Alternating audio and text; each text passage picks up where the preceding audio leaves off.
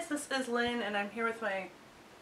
Why are you wearing goggles? Well, you told me we were doing a video about aromatherapy, so I thought I'd get these for all the splatter that's going to come from all the bull. Yes.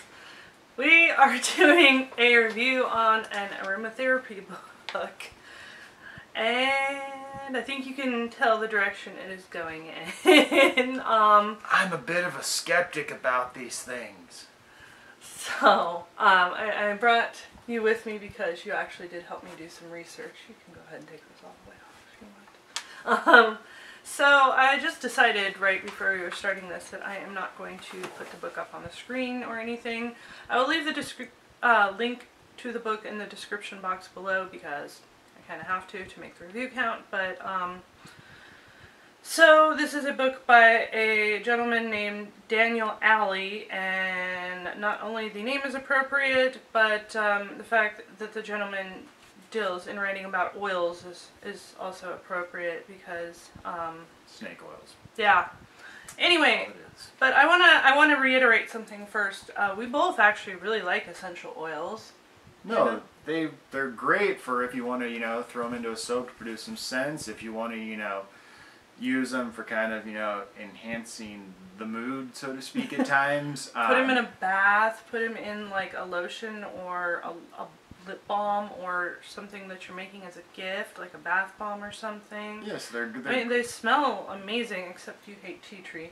That was an explosion of death in our house. I walk in and I'm just like, what the hell happened in here? Because some tea tree oil got spilled. And because I was cleaning my makeup brushes and using some of it because I actually think it helps clean and I like the smell. Yeah, and there's things like that we're totally fine for, but that's not what this book is promising. No, and I fully believe that there is probably some science behind the theories of the medicinal benefits of essential oils. So before all of you essential oil reps jump down my throat, just please bear with me and watch the video before you decide you dislike me. And we know there's lots of plants out there that actually do have medicinal purposes. Yes, we're not so much more than Western medicine out there. We're not in the pockets jerks. of big pharma here. I'm not getting a kickback from Pfizer to do this. It's just one of those where there's a line between medicines out there that have legitimate claims behind them and actually have clinical trials. Mm-hmm. And this steaming pile of poo that they're that you can here. find all of the information on the internet for free anyway. Yes. So all the false information, so the good information, all of it. You're paying for bowl that you can get for free anyway. Oh yeah, yeah. Just go to the Young Living or doTERRA blogs or any of the reps blogs that actually kind of have researched what they're doing a little bit, and they can give you way better stuff than us. Or honestly, for all the effectiveness it has, you can just, punch yourself in the face and you'll come out ahead. Well, you could go see, naturopathic doctor and probably come out way ahead. Also anyway, okay, moving right along. So, do you want to read that monster of a title? Yes. Aromatherapy, essential oils and aromatherapy. The ultimate guide to improve health, reduce pain, lose weight.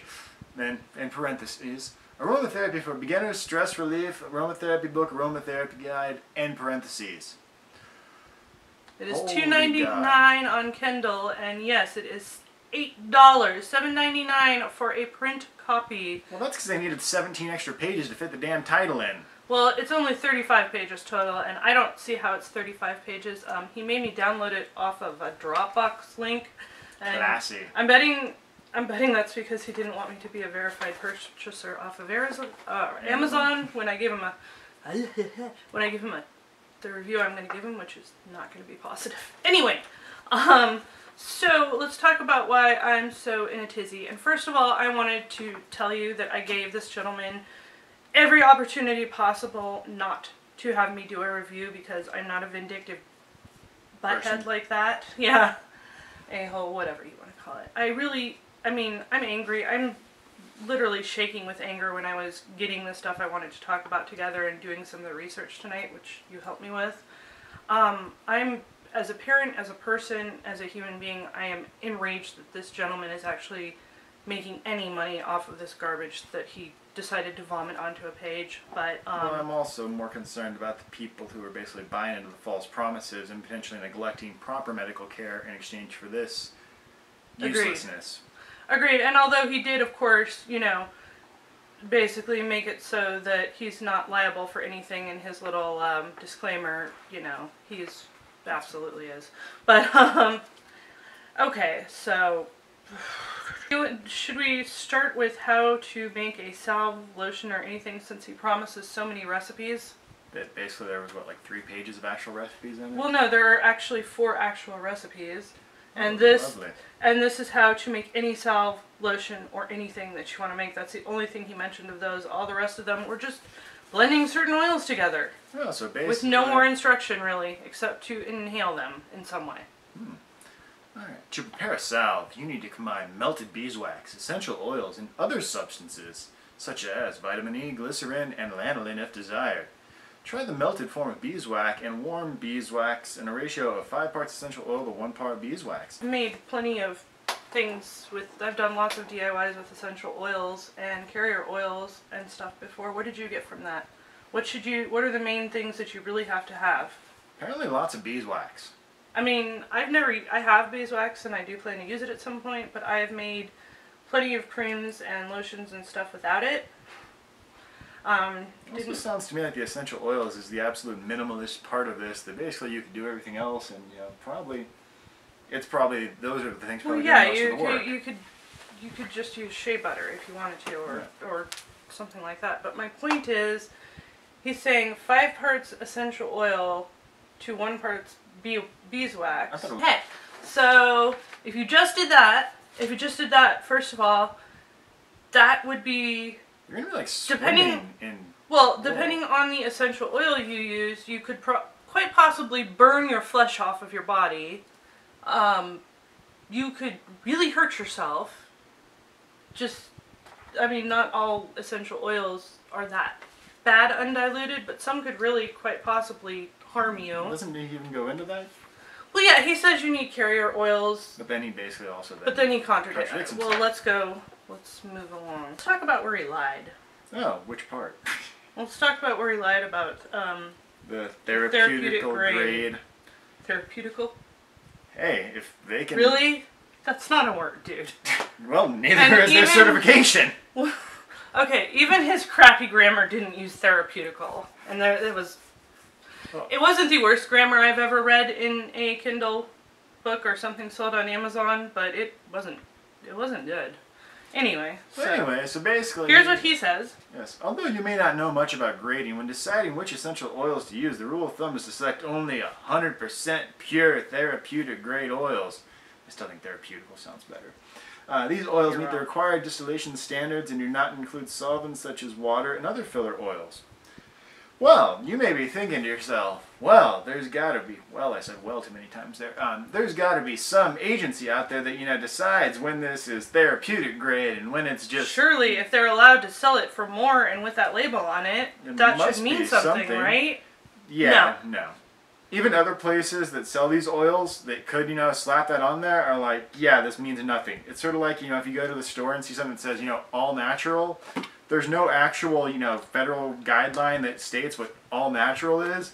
I mean, I'm not a huge fan of the whole organic thing. No, but if it's certified organic, that actually you are means actually something. Getting something or paying a whole bunch more for something if that is what you want. I mean, whereas in this case, you're paying extra for literally some guy sitting in his basement to be like, yeah, this is therapeutic Also, grade. Another thing, if you don't believe me, I challenge you to go to any major website that sells therapeutic grade essential oils and tell them that that's really out of your budget, but you would like their non-therapeutic grade line to get started with, and see if they actually sell any non-therapeutic grade essential oils. I will bet you money that they don't.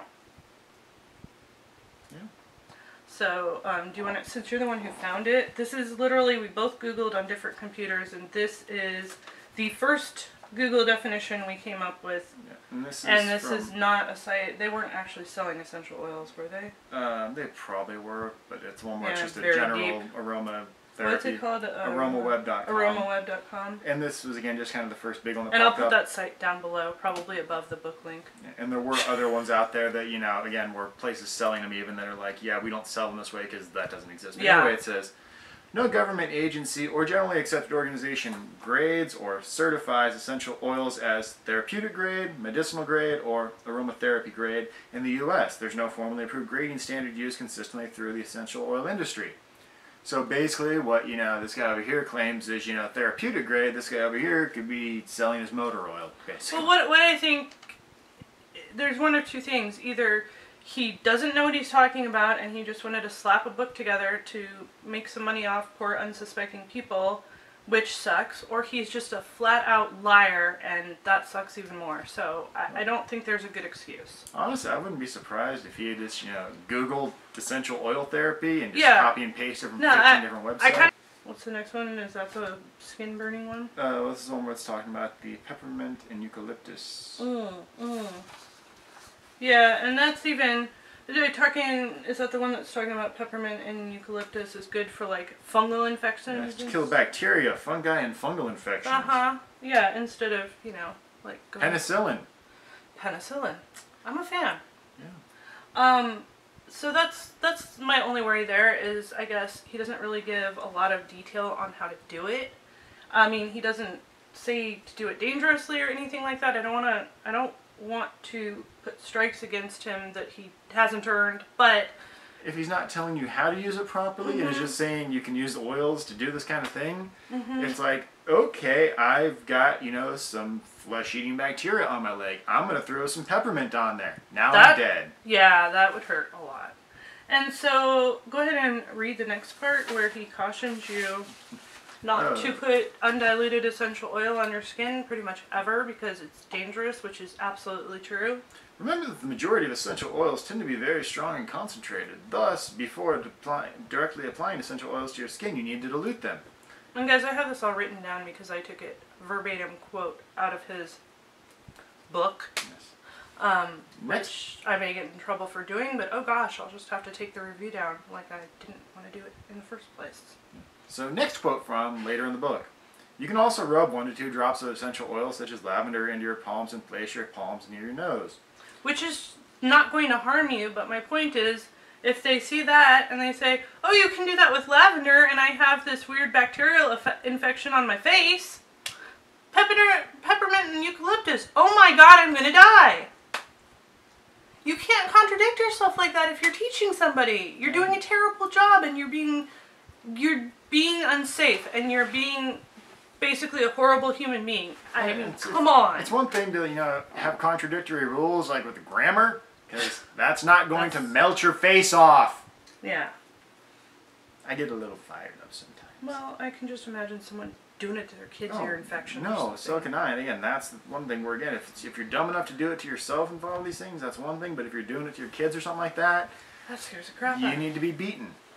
And again, there's nothing wrong with using essential oils to make your life better and make you feel better. And honestly, if it makes you feel better and, it has a placebo effect of curing your cough or just, making you feel better in general, then more power to you. I think absolutely. If you inhale the right kind of stuff, it's going to relieve congestion. That can definitely help with that kind of thing. And relieve inflammation. I see absolute possibility in it doing that, but... No, but I'm referring to the placebo effect, such as what he's talking about in this next part here, where he says, aromatherapy is ideal as a remedy for mood disorders because it does not have the common side effects common with the use of pharmaceutical antidepressants. Yeah, and let me just stop you right there because when I had horrible postpartum depression with both my kids and, felt like I was dying inside, I don't think that a little bit of citrus was going to help that. I think that pharmaceuticals were the answer, and had I not gone and sought treatment with a doctor...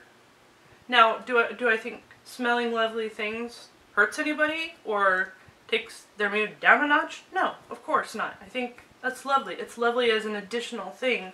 But if you're telling me, basically, I feel like he's flat out saying that they are better than pharmaceuticals. No, he's basically saying throw out your Prozac and, sniff some eucalyptus. Who the hell are you to, if you're not a doctor, to tell somebody that it's safe to do that? Yeah. And again, he literally says, people kill themselves because they're depressed. He literally says, is ideal as a remedy because it does not have the side effects. And it's like, they mean the side effect of actually working, I guess? because that's a side effect that, you know, it wouldn't have the same as with But of course it's not his fault, because he said in the beginning of the book that you should consult a licensed professional before you do anything. Oh, so, yeah. He's like, I'm going to fill your head with bull and Sir, I don't know charge how it you... and... Mr. Alley, if you're watching this, I don't know how you sleep at night. I certainly don't. Because I couldn't if I were you. Okay, now for some more contradictions. Ooh. During pregnancy, Oh, God. avoid aromatherapy. Made me mad. That was actually in a huge header of... in the end of the book, it was in a section like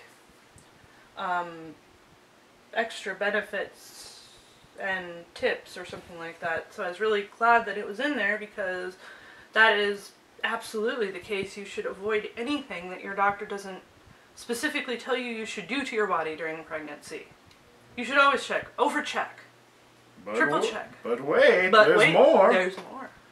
For instance, a blend of frankincense, lavender, and rose oils, essential oils, is suitable for anxiety, especially for pregnant women. And again, I'm taking direct quotes, so they don't always make sense, but... This blend can also relieve birth pain and fight the nausea and vomiting that normally occurs during pregnancy.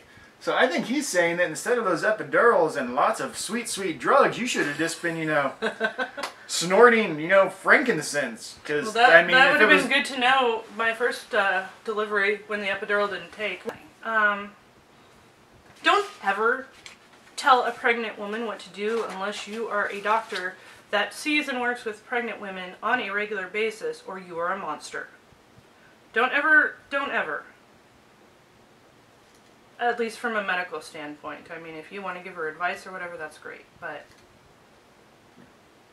there are foods, there are essential oils, there are all kinds of different things that can... There are drugs that are normally safe. There are all kinds of different things that you would never suspect that can A, harm the baby, and B, cause early labor and miscarriage. So basically, some of those are essential oils, guys.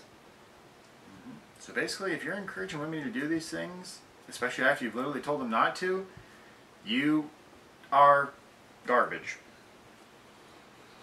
Okay, speaking of garbage... Really makes me angry. I'm sorry. Here's another quote that just... I literally, if I could punch through this camera to the dude's face, it would happen. Cancer patients who adopt aromatherapy can easily manage stress levels and efficiently respond to treatment. So basically, he's saying that, you know, if you're sitting there and you're going through chemo and it's not working and you're, you know, wasting away, try, you know, some lavender oil, and you'll, you know, it's the fact that you're not, you know, you're too stressed out over this whole pesky I'm dying thing to, you know, stop dying. But, you know, a little bit of, you know, eucalyptus oil, a little bit of, you know, tea tree oil, maybe some lemon zest on top of it all. That's going to, you know, calm you down, and all of a sudden you're going to be, you know, up and about and just fantastic. Well, that was beautiful, but I would like to say that I lost my grandfather and both of my grandmothers, actually, paternal and maternal, to cancer. And Mr. Alley, I find what you said in one of the first paragraphs in your monstrosity of a book, nonetheless. I find it patronizing. I find it insulting, personally insulting and offensive. As I watched all three of those people fight as they withered away, I find it very difficult to believe that any type of essential oil would have really turned the tables in their favor.